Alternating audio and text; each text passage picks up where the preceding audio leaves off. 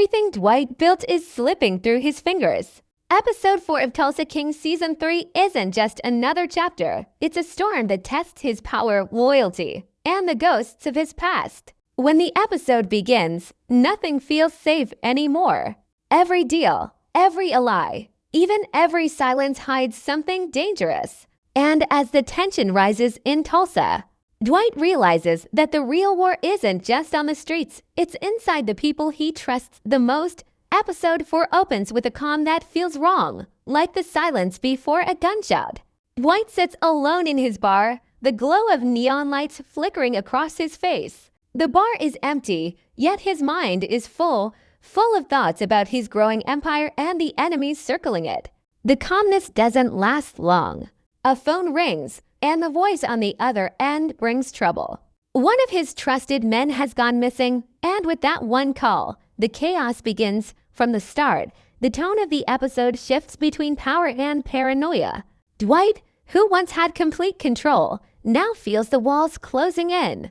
He's trying to build something strong in Tulsa, something that can't be touched by old enemies or new threats. But episode 4 shows us that power always attracts attention, and attention always brings danger.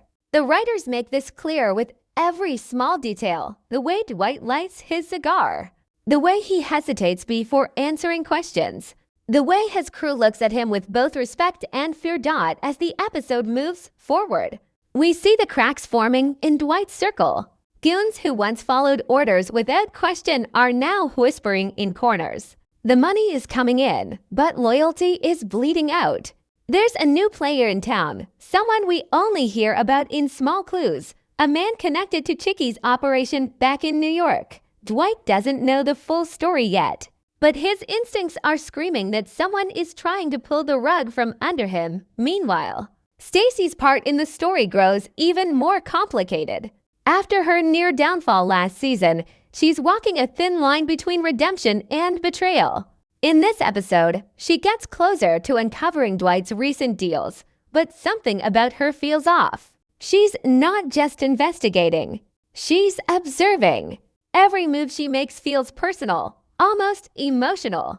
It's as if she's torn between duty and something deeper, maybe guilt, maybe unfinished feelings. The episode also gives us a glimpse of Tulsa's changing landscape. The small-town vibe we saw in Season 1 is gone. Now it feels like a city at war, with cops, gangsters, and businessmen all fighting for a slice of the pie. Dwight's empire has grown too fast, too loud, and the city is starting to notice. The camera work plays into this. Wide shots of the empty streets, dark alleys, and flashing police lights make Tulsa feel more dangerous than ever. Midway through the episode, Dwight meets with his crew to discuss the missing man. The conversation is short, cold, and filled with hidden meaning. One of his lieutenants suggests that maybe the man ran away with the money. Dwight doesn't buy it. His face hardens, his jaw tightens, and we can feel the anger burning inside him. He's not just angry about betrayal, he's angry about weakness. In Dwight's world, loyalty is everything. Once that breaks, nothing else matters. But what makes this episode truly powerful is the quiet tension. There are no huge explosions or loud shootouts at first. Instead, it's the words, the looks, the silence that build the suspense. Dwight isn't just fighting other gangsters. He's fighting time, trust, and the fear that his best days are behind him. Every scene reminds us that he's a man trying to stay relevant in a world that's changing faster than he can handle. By the end of the first half, a small clue changes everything. A security camera catches a glimpse of the missing man, alive, meeting with someone from Chickie's crew. That moment sets the stage for the rest of the episode. Dwight doesn't react right away.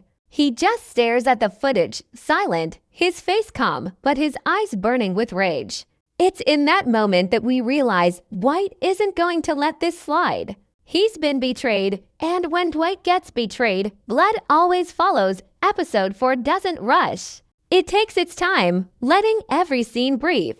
It's full of tension that crawls under your skin. The writing is sharp, the pacing deliberate, and the stakes higher than ever. By the time the credits roll, you don't just want to see what happens next, you need to.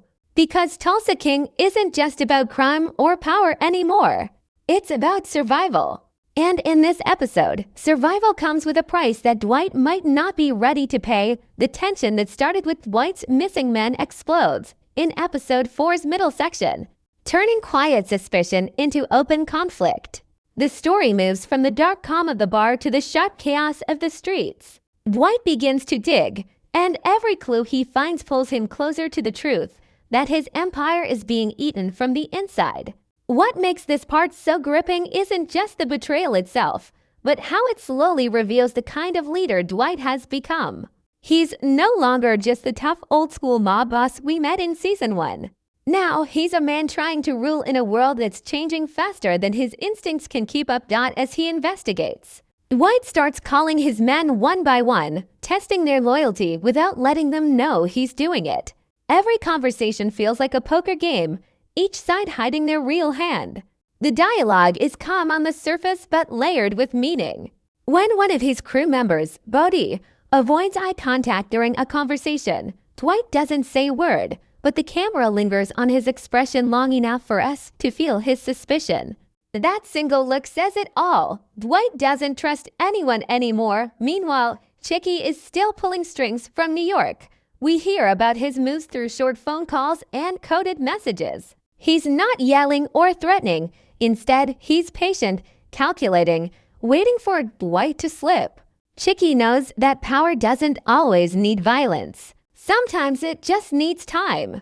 And that's what makes him so dangerous. The writers use this dynamic to build quiet dread. Dwight might be strong, but Chickie's smart. And in this episode, intelligence begins to outweigh muscle. One of the most memorable scenes in this section happens when Dwight meets with an old contact, a man who once owed him a favor. The meeting takes place in a deserted warehouse with flickering lights and rain leaking through the roof. It feels like a throwback to classic mob storytelling, but with a modern twist. The contact hesitates to talk, scared that Chickie's men might be watching. When he finally opens up, he reveals that someone in Dwight's crew has been selling information. That moment hits like a gut punch. Dwight doesn't explode with rage. Instead, he goes quiet, thinking, planning. His silence feels louder than any gunshot. Back at the bar, the mood changes completely. The crew senses Dwight's shift in tone, colder, sharper, more suspicious. Conversations stop when he walks in. Everyone suddenly remembers their loyalty. But Dwight isn't fooled. He knows fear isn't loyalty. It's just borrowed time. The writing here is masterful. The silence in the room tells us that Dwight's empire isn't united anymore. It's fractured.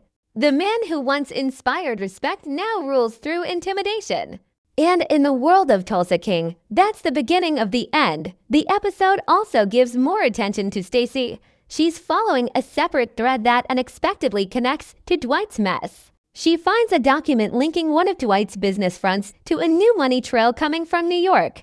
What's fascinating is how her expression shifts when she realizes it. It's not excitement. It's worrying.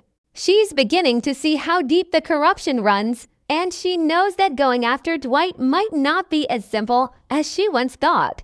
The show uses her as the moral mirror to Dwight, both trying to do the right thing in their own twisted ways, both trapped in systems that eat good intentions alive. There's also a short but powerful moment with Dwight's daughter. She calls him, frustrated that he hasn't been answering.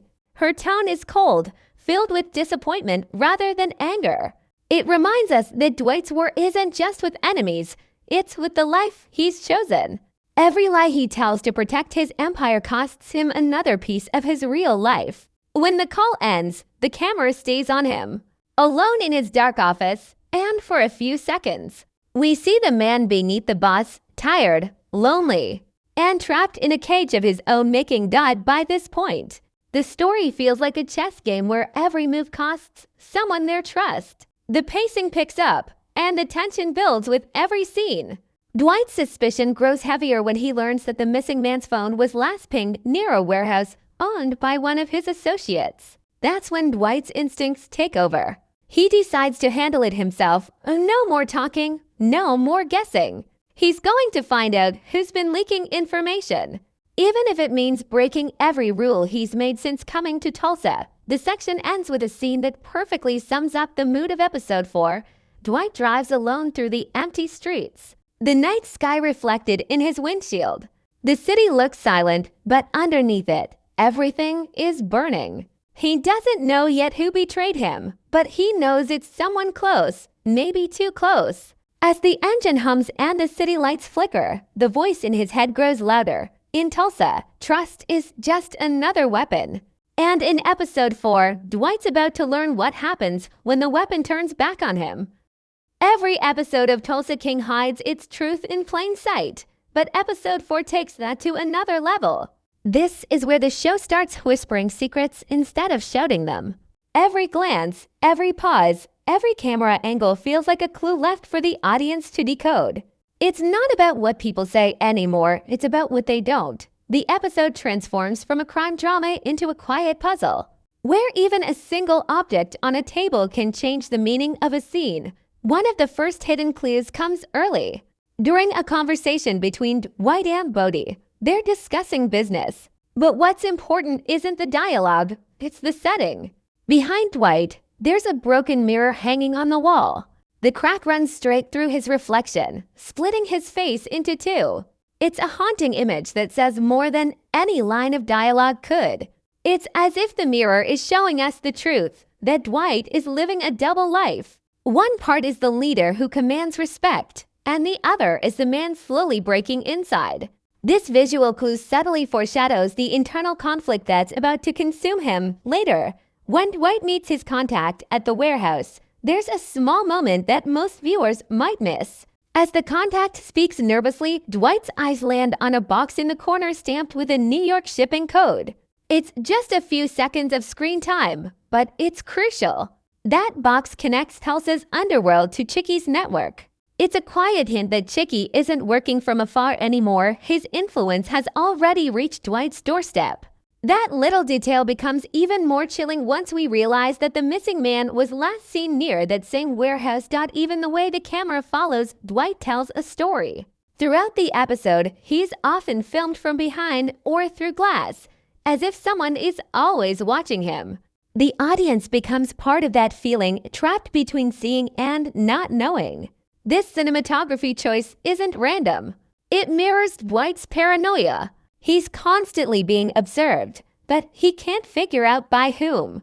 It's a perfect blend of storytelling and symbolism, turning ordinary scenes into messages filled with unease. There's also a subtle change in color throughout episode 4. The earlier scenes are washed in warm amber tones, symbolizing control and stability. But as the story unravels, the color palette turns colder. Blues and grays dominate, especially in Dwight's scenes. It's as though the light is slowly being drained from his world. Even his bar, which once glowed with neon warmth, now feels like a cage of dim shadows. The show doesn't need to tell us that Dwight is losing grip. The visuals already scream it. Stacy's side of the story also carries clues that connect back to Dwight.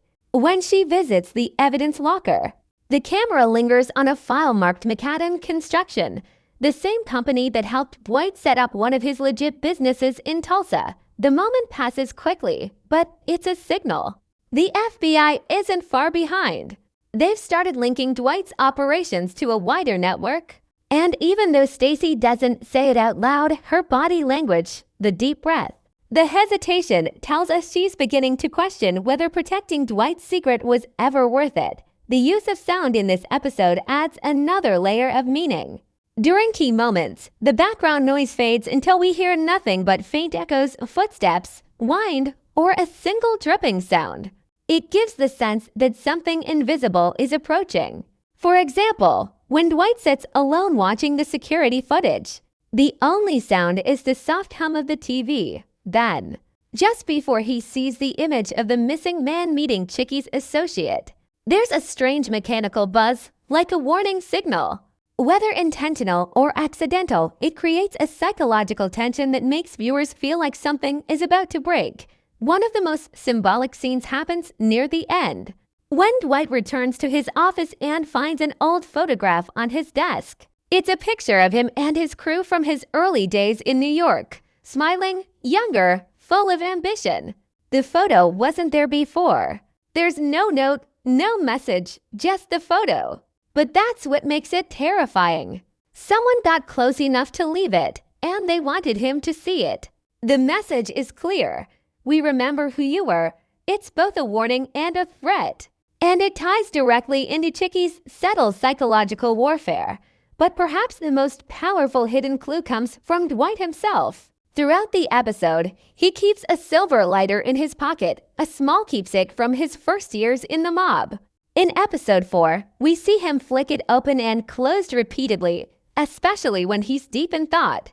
The flame lights up for a second and then disappears. It's a simple act, but symbolically rich. That lighter represents control, his ability to ignite chaos or extinguish it.